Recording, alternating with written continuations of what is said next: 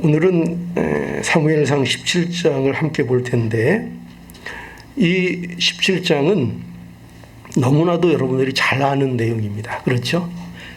다윗이 골리앗을 물리친 내용입니다. 다윗은 장성한 다윗도 아니고 소년 다윗입니다. 이 소년 다윗이 블레셋의 장수 골리앗을 죽이고 이스라엘이 승리했다 하는 내용이 오늘 17장의 내용입니다. 이러한 일은 우리에게 믿음이라는 것이 무언가를 잘 보여줍니다. 믿음이 뭐냐? 또 믿음으로 인한 승리의 기쁨. 그렇죠? 여기 얼마나 대단한 일입니까? 할 수 없는 일을 한 거 아닙니까?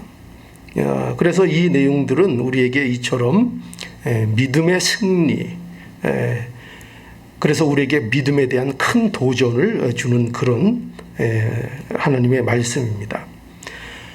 그래서 우리는 이런 생각이 들죠. 뭐냐면, 우리도 다윗처럼 승리하자. 좋습니다. 그죠? 우리도 다윗처럼 승리하자. 이런 생각이 듭니다. 이런 그 승리에 대한 그 마음, 승리에 대한 갈구, 이런 것들은 매우 건전한 것이고, 마땅히 우리가 신앙 안에서 이 승리를 누리는 것이 마땅합니다. 그런데 이러한 말씀을 살펴보면서 우리가 잊지 않아야 할 것이 있습니다. 그게 무엇인가 하면, 이 말씀은 잘 살펴보면 다윗이 초점이 아니고 다윗의 이야기죠. 그렇죠? 다윗이 골리앗을 이겼다. 그런데 우리가 이 다윗만 봐서는 안 된다는 겁니다.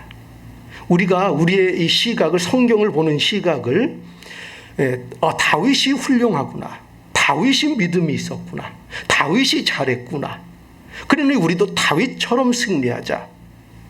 물론 좋은 말이고 그것이 아멘인데, 그러나 우리가 이 말씀을 통해서 보아야 하는 것은 하나님 그분입니다. 하나님께 초점이 있다는 것을 우리는 알아야 합니다. 여러분, 다윗의 이 승리의 이야기는요, 결코 우리에게 어떤 영웅담으로 우리에게 주시는 말씀이 아닙니다. 인간의 영웅담을 논하고자 하는 게 아닙니다. 우리가 성경을 볼 때 많이 착각을 하고 있는 게 뭐냐면, 자꾸 성경에 나타난 인물들을 영웅시하려는 그 유혹에 빠집니다. 그래서 마치 그들이 우리는 할 수 없는 일들을 한 것처럼, 그들은 우리가 근접할 수 없는 그런 존재들처럼 생각하고 그저 먼 선망의 대상으로만 보려는 그런 유혹에 빠집니다. 저거는 다윗이니까 저렇게 했지, 저거는 사울이니까 저렇게 했지, 저건 예수님이니까 저렇게 하실 수만 있는 것이지, 이렇게 생각하기가 쉽습니다. 그러나 우리가 언제나 성경을 보면서 잊지 말아야 될 게 뭐냐면요, 성경은 결코 어떤 사람의 영웅담을 그리고 있는 것이 아닙니다. 그래서 성경을 보면은요, 우리가 존경하는 많은 신앙의 선진들의 그 잘못된 점도 여과 없이 다 기록하고 있는 것을 우리는 성경을 통해서 보게 됩니다. 성경은요, 다윗이 영웅처럼 살았다고만 말하고 있지 않고, 또 다윗이 얼마나 큰 죄를 범했는가도 너무나도 적나라하게 묘사하고 있는 것이 성경입니다. 그렇죠? 여러분 잘 아시는 대로 다윗이 어떤 잘못을 했죠? 아주 그냥 여러 가지가 다 그냥 복합된 죄를 졌어요. 무슨 간음에서부터 살인에서부터 말할 수 없는, 이거 용서받을 수 있는 죄처럼 여러분 느껴지십니까? 도무지 이건 용서받을 수 없는 죄처럼 느껴지는 죄를 범했던 것이 그렇게 존경받는 다윗이라는 사람의 또 한편의 모습이었습니다. 그러니까 여러분, 우리가 성경을 볼 때 반드시 잊지 말아야 돼요. 성경은 영웅담이 아니다. 성경에서는 오직 누구가 주인공이에요?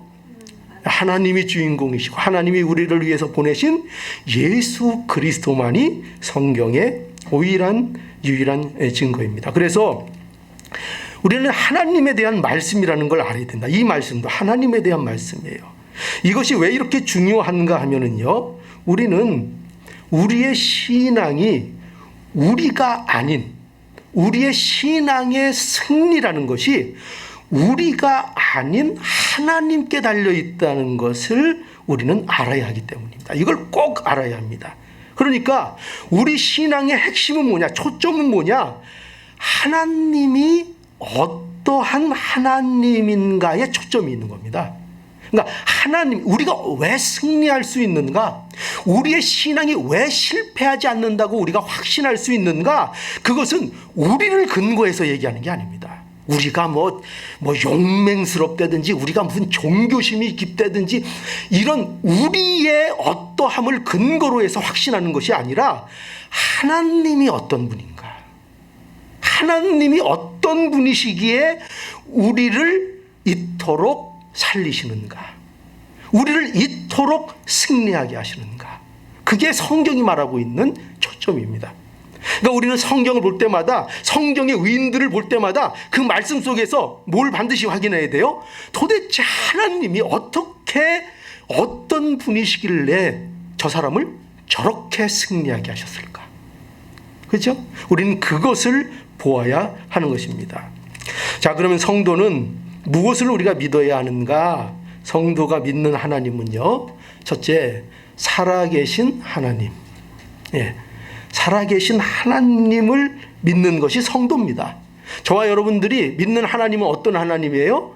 살아계신 하나님입니다. 오늘 본문 26절을 보면은요, 다윗이 이제 하나님에 대해서 말합니다. 무엇이라고 말하고 있는가 하면은 26절에 이렇게 되어 있습니다. 다윗이 곁에 섰는 사람들에게 말하여 가로되 이 블레셋 사람을 죽여 이스라엘의 치욕을 제하는 사람에게는 어떠한 대우를 하겠느냐라고 물으면서 이렇게 얘기합니다.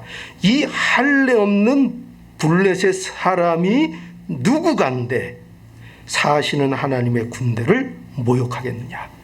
여기 지금 다윗은요, 여기 보면은 하나님을 어떻게 소개하고 있죠? 사시는 하나님이라고 소개하고 있습니다. 이 사시는 하나님이라는 것은요, 오늘 제목대로 살아계신 하나님이라는 뜻입니다. 살아계신 하나님을 이 다윗이 지금 고백하고 있는 거예요. 다윗의 인생 역정을 통해서 그가 지금 비록 나이가 어린 소년이지만 무엇을 분명히 가슴속에 새기고 있어요? 하나님이 어떤 분인가? 하나님이 살아계신 하나님이라는 이 사실을 그 어린 소년 다윗이 붙잡고 있는 것입니다.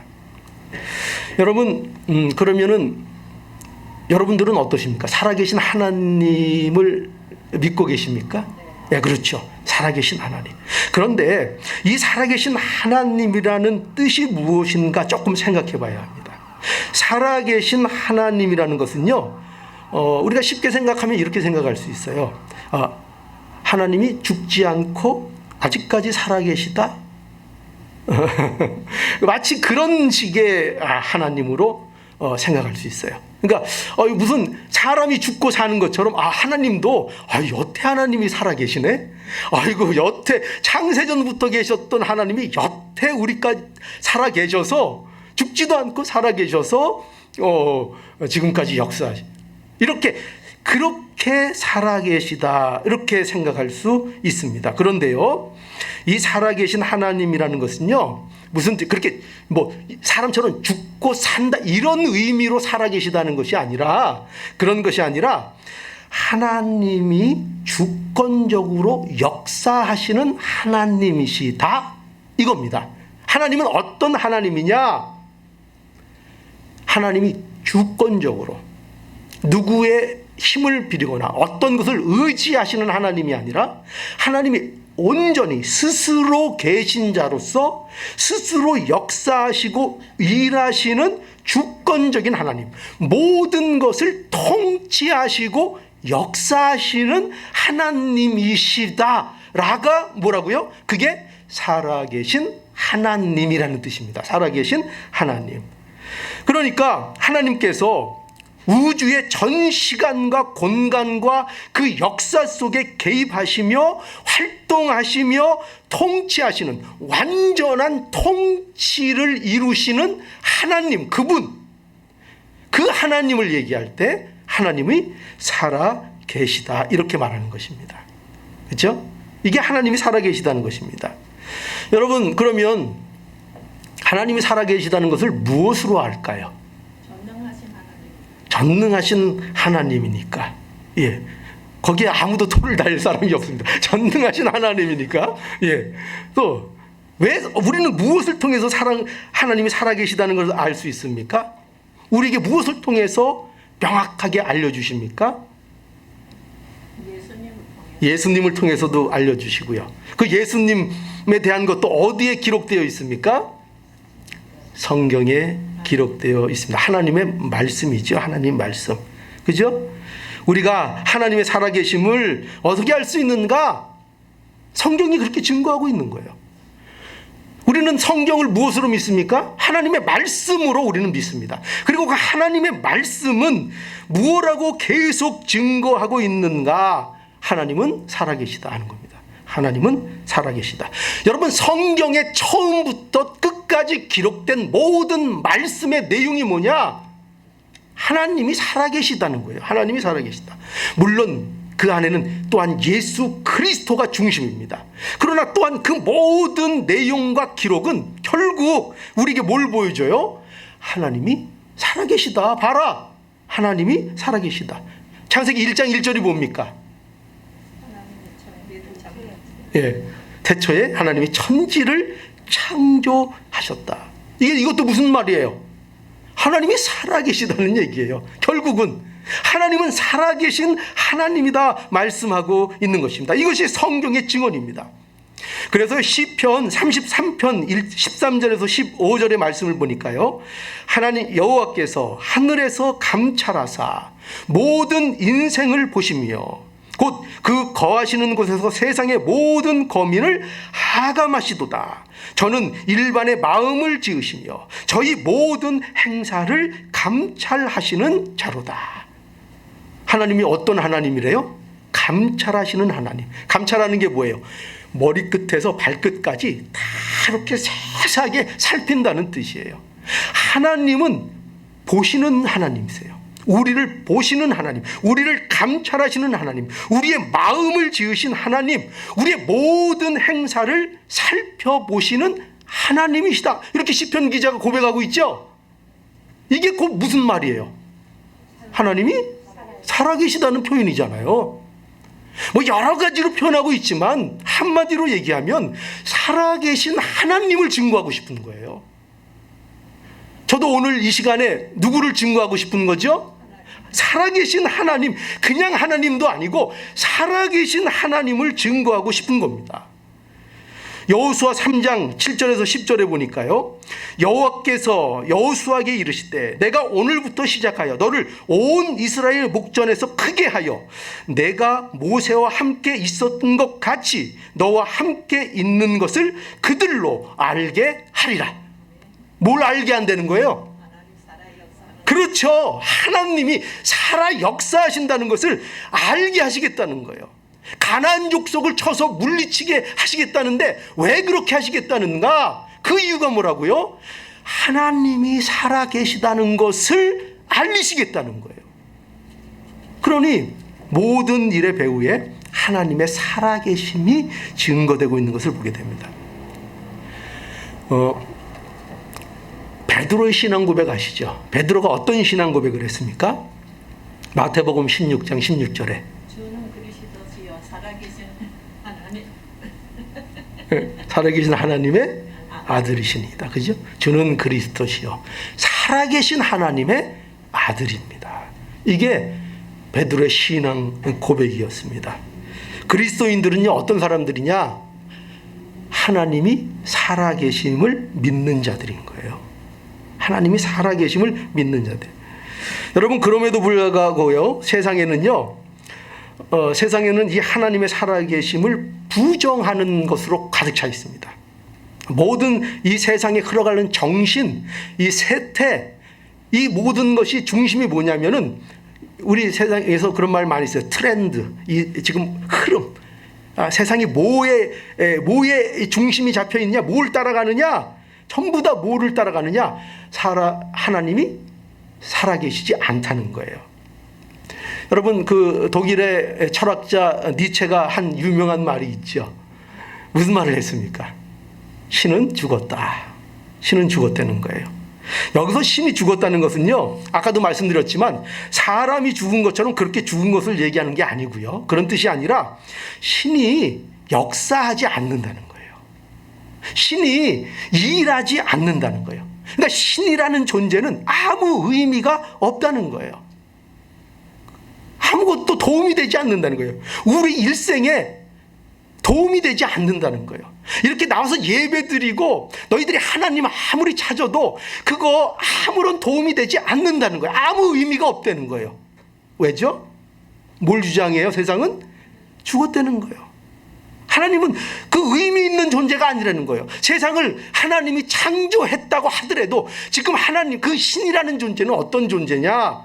그저 방관하고 그냥 두는 존재라는 거예요. 너희를 돌보는 하나님이 아니라는 거예요. 그러니 사실상 하나님이라는 존재는 무의미하다는 거예요. 이게 세상이 끝없이 우리들에게 늘려는 생각입니다. 그래서 여러분, 세상은 아무리 강해 보이고 화려해 보여도요, 결국 어떻게 흘러가는 줄 아세요? 세상은 허무주의가 뭐죠? 아무것도 필요 없다. 어차피 다 죽어. 이겁니다. 어차피 다 죽어. 허무주의. 그리고 결국은 그 허무주의를 극복하기 위해서 뭐가 나와요? 쾌락주의. 즐기자. 어차피 다 죽는데 가는 그날까지 이 육체 이거 둬서 뭐하냐? 어차피 썩어질 것인데 그저 세상에서 사는 날 동안 즐기자. 이게 뭐예요? 이게 쾌락주의인 거예요. 그러니까 하나님을 부정하고 살아계신 하나님을 부정하면 다 사람은 어디로 갈 수밖에 없어요? 허무주의 아니면 쾌락주의로 다 가는 거예요. 여러분, 그 정도의 차이는 있지만 세상 사람들은 전부 다 여기 빠져 있어요. 전부 다 허무주의. 좀 쾌활하게 사는 사람들이 있죠? 그 사람들은 지금 뭐를 즐기는 거예요? 쾌락주의를 즐기는 거예요. 뭐 어차피 썩을 인생인데 사는 날 동안 뭐 즐기자. 뭐 어차피 아무 의미 없어. 아무 의미 없어. 그냥 즐겨. 오늘 현실을 즐겨. 오늘을 즐겨. 우리에게 미래가 어디 있어? 소망이 어디 있어? 그런 거 없어. 무의미해. 그러니 즐겨. 하나님을 부정하면 결국 인류는 다 이거로 가요. 이것으로 갈 수밖에 없습니다. 이 결론밖에 나오지 않습니다. 그러니 여러분, 우리가 살아계신 하나님을 잊으면 우리는 이러한 허무주의와 쾌락주의에 현혹될 수밖에 없습니다. 그래서 우리가 조심해야 되는 거예요. 신앙인들도 이럴 수 있다는 거예요. 믿음을 가진 사람들도 하나님의 살아계심을 잊고 살게 되면 우리도 금방 뭐가 우리한테 들어와요? 너무나 익숙하니까 허무주의와 쾌락주의가 우리 안에 들어오게 됩니다. 그리고 현혹하게 됩니다. 그러니 그러지 말라는 거예요. 하나님은 어떤 하나님이시라고요? 살아계시다 이거예요. 하나님은 살아계시니 제발 그런 일들에 현혹되지 마라. 그리고 세상에 놀라지 마라. 그러는 거예요. 여러분, 그래서 기독교 신앙은요, 하나님 주권을 믿는 겁니다. 하나님 주권을 믿는 게 기독교 신앙이에요. 자, 우리 따라합시다. 기독교 신앙은 하나님의 주권을 믿는 것이다. 예, 그렇습니다. 하나님의 주권을 믿는 것입니다. 이게 기독교 신앙입니다. 우리는요, 소년 다윗처럼 그야말로 작고 연약한 존재입니다. 그러나 우리가 믿는 건 뭐냐면요, 하나님께서는 그의 자녀들을 그렇다고 버려두시지 않는다는 것입니다. 그의 자녀들의 인생에 끊임없이 하나님은 개입하시고요, 그 자녀들을 보존해 주시고요, 그 자녀들이 결단코 하나님의 영광에 참여하도록 그 자녀들을 지켜주시고 보호해 주신다는 것입니다. 우리는 이거를 믿는 거예요. 이게 하나님의 주권을 믿는 것입니다. 하나님이 반드시 그렇게 해 주신다는 것입니다. 이것이 살아계신 하나님을 믿는 것입니다. 자, 그래서 성도가 믿는 하나님, 어떤 하나님이라고요? 살아계신 하나님. 이거 잊지 마세요. 간단한 것 같지만 이거 안 잊으면 두려워하지 않게 됩니다. 이걸 안 잊고 이 믿음을 갖게 되면 놀라지 않게 됩니다. 두려워하지 않게 됩니다. 왜냐하면 하나님이 살아계시니까요. 그러니까 우리가 어떠냐를 자꾸 보려고 하지 마세요. 우리가 어떠냐보다 우리에게 중요한 건 뭐라고요? 하나님이 어떠한 분인가? 하나님은 살아계시다. 우리는 거기에 초점을 두고 있는 것입니다. 자, 두 번째로 하나님이 살아계시기에 아까도 말씀드렸지만 그렇기 때문에 우리가 이제 마땅히 어떻게 하냐? 이제 놀라지 않아도 된다는 거예요. 오늘 말씀이 그겁니다. 놀라지 않아도 되고 두려워하지 않아도 됩니다. 성경에 보면은 여러 가지 그 좋은 말씀들이 위로가 되는 말씀들이 많이 있죠. 그런데 그 중에서 또 많이 등장하는 게 뭐냐면 바로 두려워하지 말라는 얘기입니다. 두려워하지 말라 이렇게 말씀합니다. 이사야서 41장 10절에도 보면은 두려워하지 말라. 내가 너와 함께하리라. 놀라지 말라. 나는 내 하나님이라. 예. 또 여호수아 1장 9절에도 보니까요. 내가 내게 명한 것이 아니냐. 강하고 담대하라. 두려워하지 말며 놀라지 말라. 내가 어디로 가든지 내 하나님 여호와가 너와 함께 하시느니라. 여기도 뭐예요? 예, 담대하라는 거예요. 두려워하지 말라는 거예요. 놀라지 말라는 거예요. 왜요? 하나님이 함께 하신다 이렇게 말씀하고 있죠. 신명기 31장 6절 너희는 강하고 담대하라. 너희는 강하고 담대하라. 두려워하지 말라. 그들 앞에서 떨지 말라. 이는 내 하나님 여호와 그가 너와 함께 가시며 결코 너를 떠나지 아니하시며 버리지 아니하실 것임이라. 계속 성경에서 뭐 하지 말라 그래 얘기해요? 두려워하지 말라는 거예요. 놀라지 말라는 거예요. 그런데 왜 이렇게 두려워하지 말라고 하시는가? 이유는 그거죠. 하나님이 함께 해주시니까요. 이것이 하나님이 살아 계시다 하는 말입니다. 하나님이 함께 하신다 이 말이 무슨 말이에요? 하나님이 살아 계시다. 그러니 두려워하지 말라 하는 겁니다. 여러분 오늘 본문에도 보면은요. 여기 17장에 이스라엘과 사울에 대해서 말하고 있는데 어떻게 표현하고 있는가? 대표적인 표현이 뭐냐? 11절에 한번 볼까요? 11절 이렇게 표현하고 있어요. 11절 사울과 온 이스라엘이 블레셋 사람의 이 말을 듣고 여기 뭐라고 되어 있는가 하면 놀라 크게 두려워하니라. 놀라 크게 두려워하니라. 또 24절에도 볼까요? 24절에도 이스라엘의 모든 사람이 그 사람을 보고 심히 두려워하여 그 앞에서 도망하여. 여기 보세요. 여기 사울은 누구예요? 왕이에요. 왕. 이 왕이 이스라엘의 왕이 가장 중요하게 해야 될 일이 뭔지 아세요? 그들의 숙적 블레셋과 싸우는 일이에요. 그들과 전쟁하는 게 이 사울에게 있어서 이스라엘 왕에게 있어서 가장 중요한 일이었어요. 그런데 이 사울이 지금 어떻게 하고 있다는 거예요? 블레셋 골리앗을 상대로 어떻게 하고 있다고요? 놀라고 있고요. 두려워하고 있다는 거예요. 모든 이스라엘 모두가 이 놀라고 두려워하는 상태에 있다는 거예요. 모두가 골리앗 앞에서 소수무책으로 당하고 있다는 거예요. 이 모습을 보여주고 있습니다. 왜 이렇게 놀라고 왜 이렇게 두려워하고 있는 거죠? 그들에게 뭐가 없어요? 살아계신 하나님에 대한 믿음이 없는 것입니다. 그래서 여러분 여기 17장 4절에서 7절에 보면 여기 그 골리앗에 대한 묘사가 매우 흥미롭습니다. 여러분 골리앗 알죠? 골리앗. 이 골리앗에 대한 묘사가 매우 흥미로운데 여기에 보면은 골리앗에 대해서 굉장히 그 자세하게 묘사하고 있어요. 한번 보죠. 여기 어떻게 되어 있는가 하면은 이렇게 되어 있습니다. 블레셋 사람의 진에서 싸움을 도두는 자가 왔는데 그 이름은 골리앗이요 가드 사람이라. 그 신장은 6규빗 한 뼘이요. 신장이 6규빗 한 뼘이래요.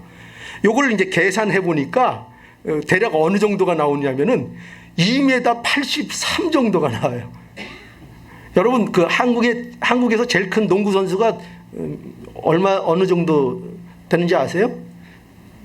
아마 한 2m 넘죠. 2m 한 7, 2m 한 20, 뭐 그럴 수 있어요. 아마 세계에서 가장 큰 사람이 2m 한 40m, 뭐 굉장하죠. 그런데 여기 보면은 뭐 이 계산이 어떻게 정확하게 나올지는 모르겠지만 대략 하여튼 2m 70에서 80 정도의 아주 거대한 거인인 겁니다. 그렇게 지금 묘사하고 있어요. 그리고 머리에는 노투구를 썼고 몸에는 어린 갑을 입었으니 이렇게 돼 있는데, 이 어린 갑이라는 것은 금속을 그 물고기 비늘처럼 붙여서 만든 일종의 갑옷이에요. 갑옷. 갑옷. 그러니까 금속으로 만든 갑옷입니다. 그 시대 때. 대단하죠. 그런데 그 갑옷의 무게가 57g. 여기 놋 5,000세겔이라고 돼 있는데 지금 킬로그램으로 환산하면 57kg. 그러니까 웬만한 사람 좀 들나가는 사람의 몸무게 정도 되는 그런 갑옷을 입고 있는 겁니다. 그 다리에는 녹경갑을 쳤고 어깨 사이에는 놋 단창을 메었으니 그 창자루는 배틀채 같고 창날은 철 600세겔이며 600세겔이라는 것은 한 7kg 정도 된다는 거예요. 그러니까 창날 무게만 7kg라는 거예요. 그거 휘두르는 거 한 대 맞으면 어떻게 될까요? 뭐 그냥 그대로 뭐 가는 거죠. 예. 앞에는 병든 자가 앞서 행하더라. 여러분 보세요. 이 골리앗이 얼마나 무시무시하게 묘사가 되고 있습니까? 굉장하게 묘사가 되기 있죠.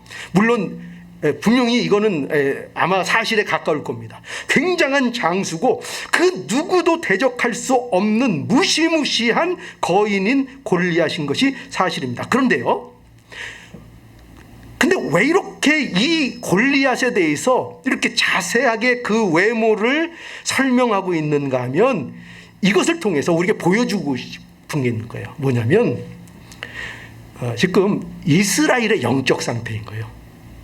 이스라엘, 이렇게 골리앗을 바라보는 시각, 그 골리앗을 얼마나 무시무시하게 바라보는가 하는 그의 장황한 묘사를 통해서 이스라엘이 지금 얼마나 소수무책으로 기가 죽어서 그 기세에 눌려 있는가를 너무나도 이 표현이 우리에게 잘 보여주고 있는 거예요. 그러니까 지금 이스라엘은 전의를 상실하고 있는 거, 감히 싸울 수 없는, 놀라서 지금 아무것도 할 수 없는 그런 상태에 지금 이스라엘이 처해 있는 것입니다. 여러분, 그런데요, 이걸 알아야 됩니다. 이스라엘의 문제는 뭘까요? 이스라엘의 문제는 골리앗처럼 보이죠? 골리앗이 무시무시하니까 골리앗이 문제인 것 같죠?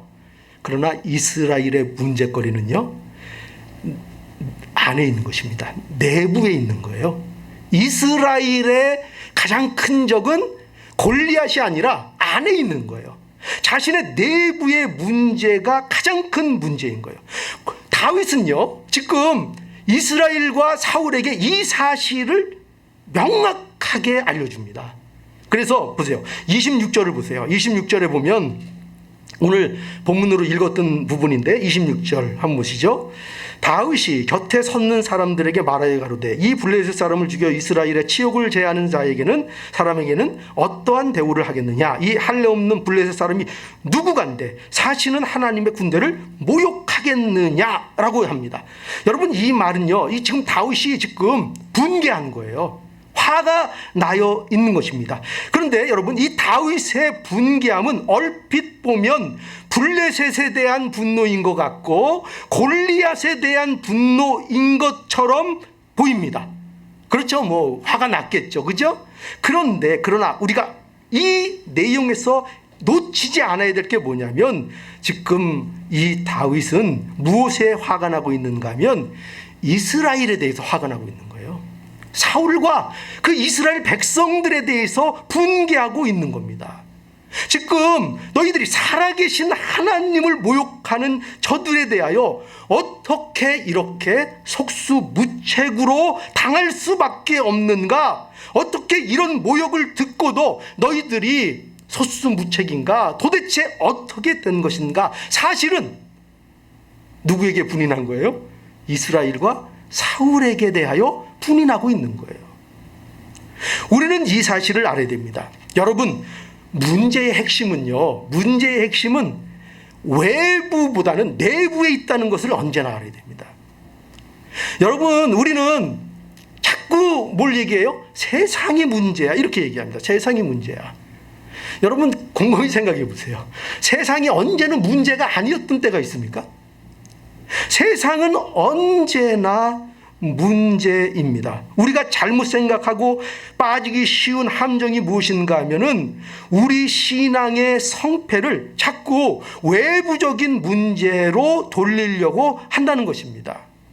봐라, 세상이 이렇게 혼란하니까 우리가 신앙생활을 잘 할 수 없는 거야. 우리가 신앙생활을 제대로 할 수 없는 거야. 이렇게 자꾸 원인을 어디서 찾아요? 외부. 봐, 저 골리앗 봐, 어떻게 우리가 이겨? 저 무시무시한 거 봐.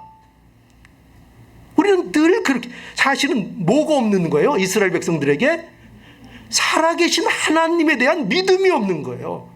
살아계신 하나님에 대한 믿음이 없으니 그런 자들에게 세상은 골리앗처럼 보이는 거예요. 전부 다. 여러분, 왜 우리가 자꾸 골리앗을 맞닥뜨리게 되는 줄 아세요? 왜 우리 앞에 놓인 모든 상황들이 골리앗처럼 보이는 줄 아세요? 문제는 뭐예요? 살아계신 하나님이 내 안에 없기 때문에. 그 하나님을 붙잡고 있지 않으면 세상에 아무리 연약한 세력이 와도 우리는 그 세력을 어떻게 본다고요? 골리앗처럼 본다니까요. 우리는 이 함정에서 빠져나와야 합니다. 여러분, 세상은요, 원래 그렇습니다. 세상은 우리의 저기 내부에 있고 외부의 문제가 우리의 신앙의 문제를 어지럽히는 게 아니에요. 언제나 세상은 악한 영의 지배 아래 있습니다. 더 나빠질 것도 더 좋아질 것도 없습니다. 언제나 세상은 그랬습니다. 그저 우리가 느끼는 것이 언제는 덜한 것 같고 언제는 더한 것 같고 그런 겁니다. 이렇게 코로나가 이렇게 오고 이러면은 우리가 외출도 잘대로 못하고 이렇게 마음대로 못하면 왠지 더 어려운 것 같은 겁니다. 사실은 언제나 어려웠던 겁니다. 그게 이제 뭐 코로나니 뭐 이런 것들로 이제 눈에 느끼게 우리가 피부에 와닿도록 현실이 되니까 아이고 세상이 못 살겠다 이렇게 되는 겁니다.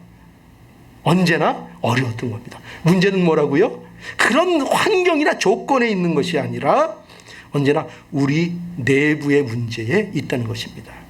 언제나 우리가 이걸 알아야 합니다. 여러분, 그러니 뭐 하지 말라는 거예요? 세상의 기세에 눌리지 마십시오.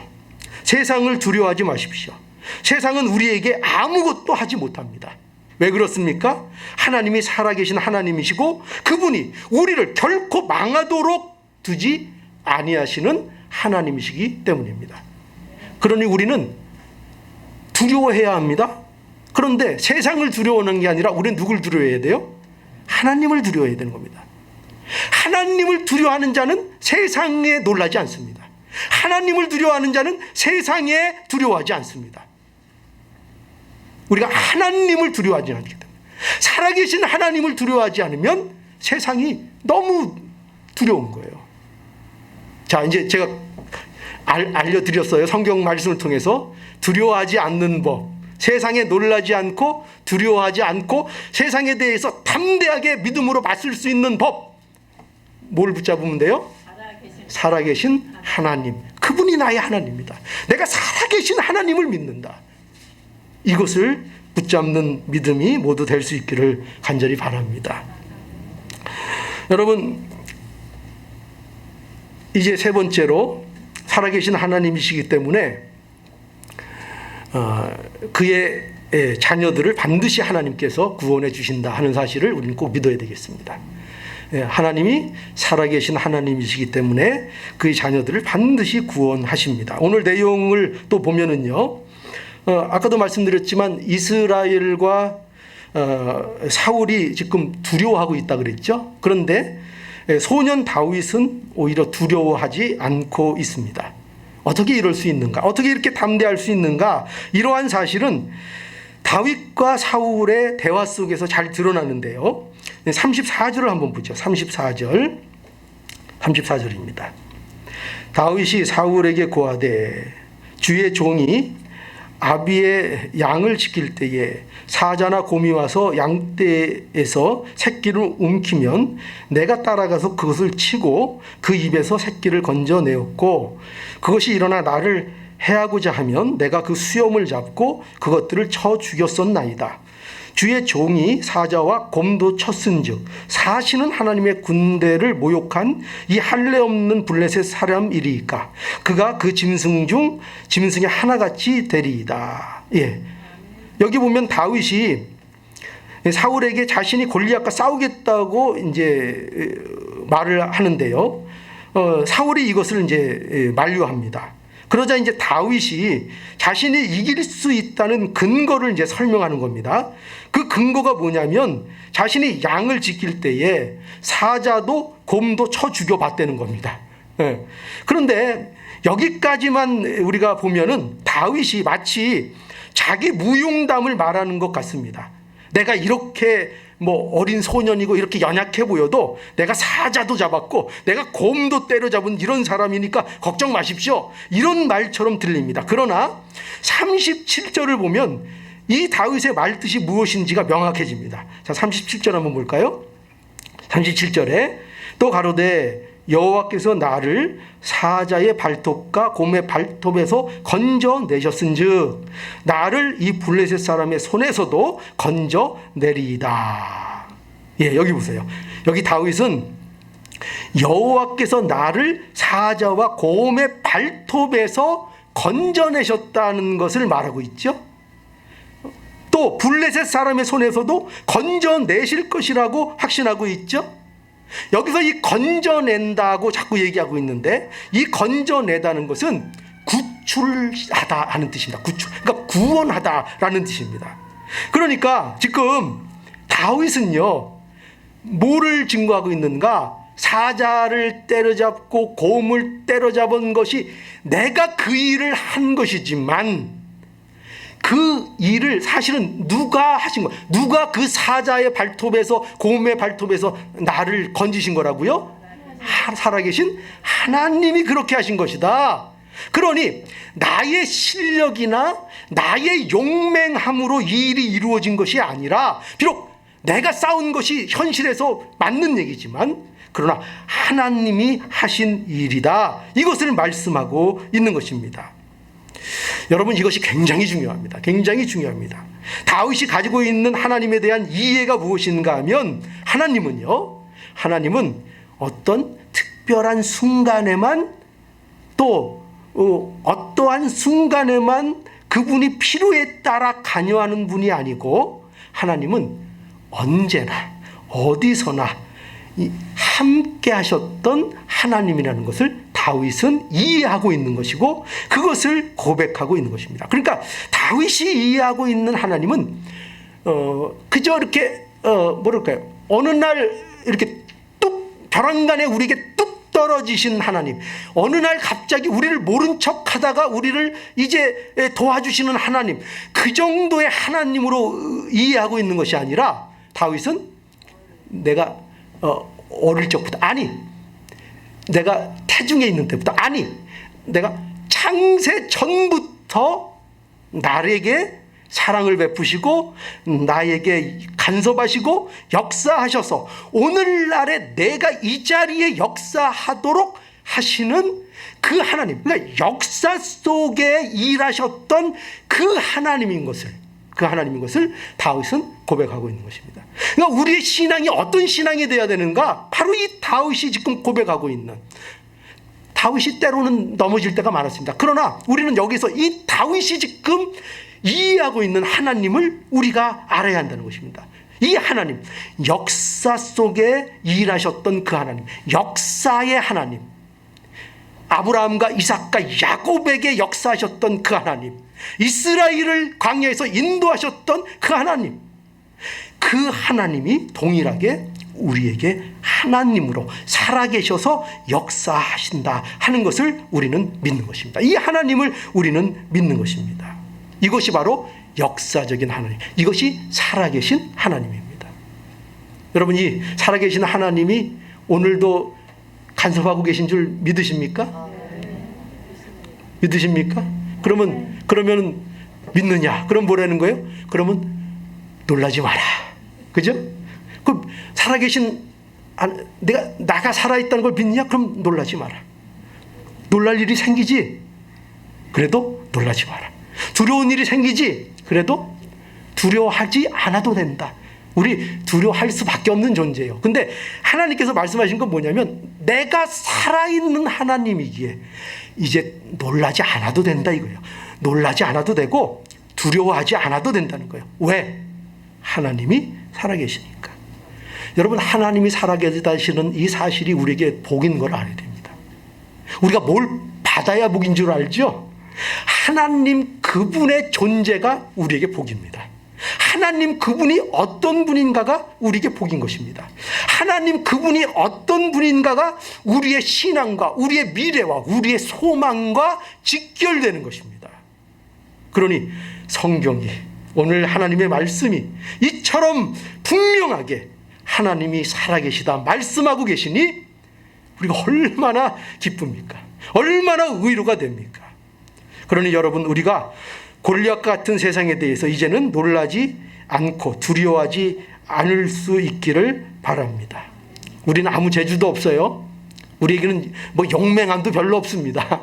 그러나 하나님이 살아 계십니다. 우리의 담대함의 근거는 허무맹랑한 것이 아니라 살아계신 하나님을 근거합니다. 저와 여러분들이 살아가는 방식은 하나님의 살아계심을 믿으며 살아가는 것입니다. 이것이 우리가 담대하게 살아갈 수 있는 우리 삶의 근거이고 우리 희망의 근거이고 우리의 구원이 결코 실패되지 않으며 하나님께서 우리를 영화롭게 하실 것이라는 확신의 근거인 겁니다. 하나님은 살아 계십니다. 이 사실을 분명하게 가슴에 새기시는 저와 여러분들이 되기를 오늘도 축복합니다.